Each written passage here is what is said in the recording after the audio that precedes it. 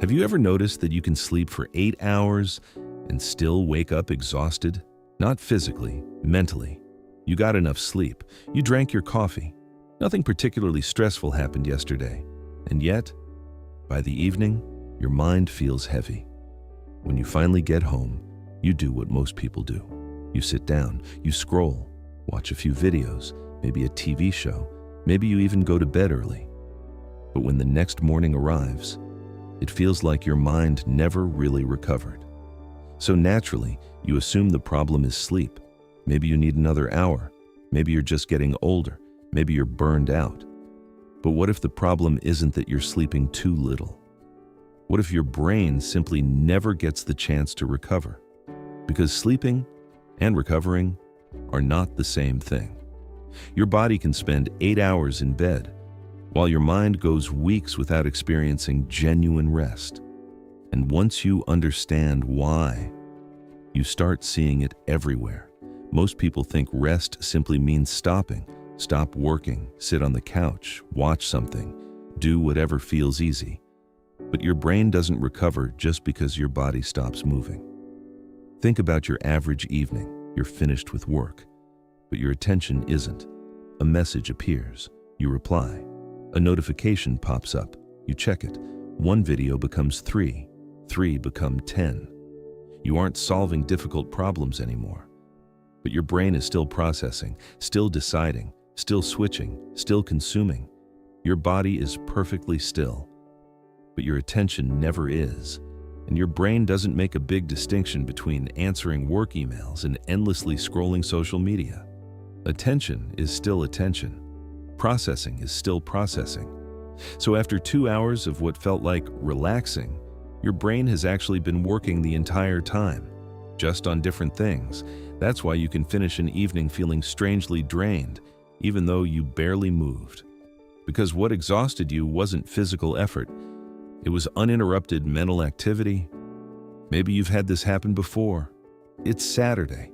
You finally have nothing you need to do. You've been looking forward to this all week. But instead of feeling refreshed, you somehow end the day just as mentally tired as Friday. The strange part is, this didn't always happen. Years ago, your brain had hundreds of tiny moments to recover. Walking to the car, waiting for someone to arrive, standing in line, looking out of the window during a train ride, making coffee, doing absolutely nothing. They seemed insignificant, but together, they gave your mind room to breathe. Today, almost every one of those moments has disappeared. The elevator takes 10 seconds. You reach for your phone. You're waiting in line. You scroll. Your food is heating in the microwave. You check notifications. Every empty space gets filled before your mind even notices it existed. We've become so uncomfortable with silence that we erase it automatically.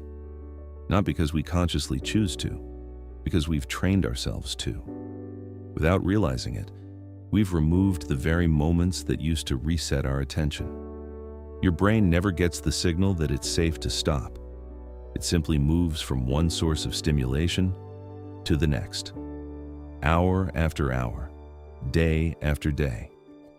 Eventually, mental fatigue stops feeling unusual. It starts feeling like your normal state. Here's the part most people never realize. The real problem isn't that you're doing too much. It's that your attention is almost never allowed to settle. Every notification asks for a decision. Every message asks for a response. Every headline asks for your curiosity. Every video asks for a little more of your focus. None of these moments seem important on their own. But your brain doesn't experience them separately. It experiences them as one continuous stream.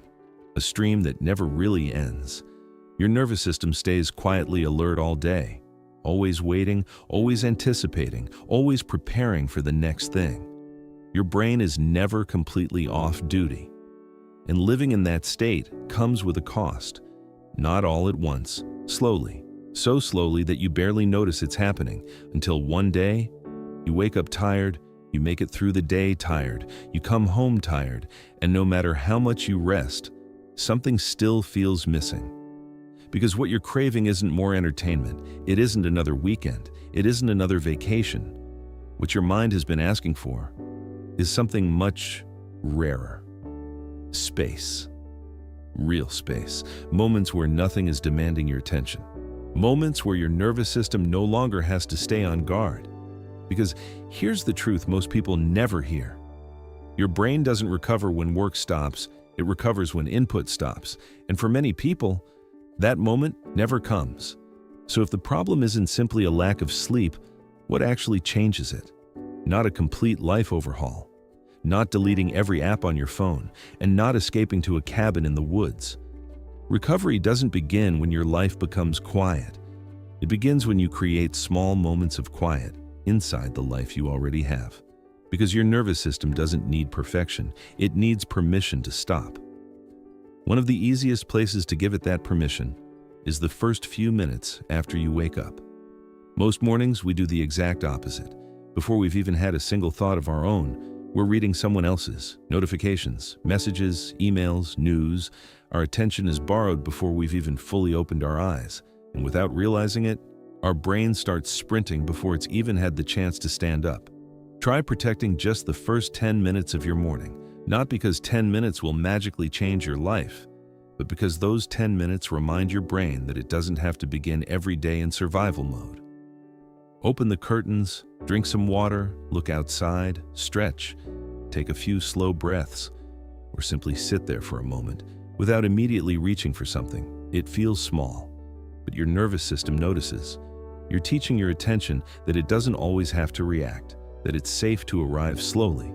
The second shift is even simpler. The next time you take a break, ask yourself one question. Am I actually resting? Or am I just consuming something different? Those are not the same thing. Watching videos can be enjoyable. Scrolling can be entertaining. Listening to a podcast can even be educational. But none of those automatically create recovery. Because recovery isn't defined by what you're doing. It's defined by what your attention is doing. Sometimes your brain doesn't need another interesting video. It doesn't need another opinion. It doesn't need another piece of information. It simply needs a moment where nothing is asking anything from it. 5 quiet minutes, a short walk without headphones, looking out of a window, sitting with a cup of coffee, no goal, no productivity, no stimulation, just enough space for your thoughts to stop competing with the world. At first, that silence can feel surprisingly uncomfortable. You might reach for your phone without thinking. You might feel restless, almost bored. That's normal. You're not experiencing a lack of stimulation. You're experiencing the absence of a habit. Your brain has spent so long expecting constant input that quiet feels unfamiliar. But unfamiliar doesn't mean wrong. In fact, that discomfort is often the first sign that recovery has finally begun. Most people spend years trying to fix their exhaustion by changing external things. A different routine, a different schedule, more coffee, better supplements, a new mattress. And while those things can certainly help, they rarely address the deeper problem. Because exhaustion isn't always a lack of energy. Sometimes it's a lack of mental stillness. You don't always need more sleep. Sometimes you need fewer interruptions, fewer decisions, fewer moments where your attention is pulled in 10 different directions. The goal isn't to eliminate technology or stop enjoying entertainment. It's simply to remember that your mind was never designed to process something every waking minute. It was designed to alternate, focus, then recover, engage, then breathe, think, then become still. That's the rhythm we've slowly forgotten. The truth is, life probably isn't going to become quieter. There will still be deadlines, responsibilities, messages, unexpected problems. There will still be busy seasons, stressful weeks, and days where you feel overwhelmed. But recovery was never something that only happened during vacations. It happens in the small spaces between everything else, the moments where you stop reaching, stop checking, stop consuming, and simply allow your mind to settle. Because real rest isn't the absence of work. It's the absence of constant mental noise. And when your attention finally has room to breathe, something quietly begins to change. You stop waking up already feeling behind. You stop carrying yesterday into today. Your thoughts become clearer. Your focus becomes steadier. Life doesn't suddenly become easy, but it starts feeling lighter. Not because the world changed, because your mind finally had the chance to. So maybe you don't need another hour of sleep. Maybe you need a few more moments. where nothing is asking for your attention, because sleep restores your body, but quiet restores your mind.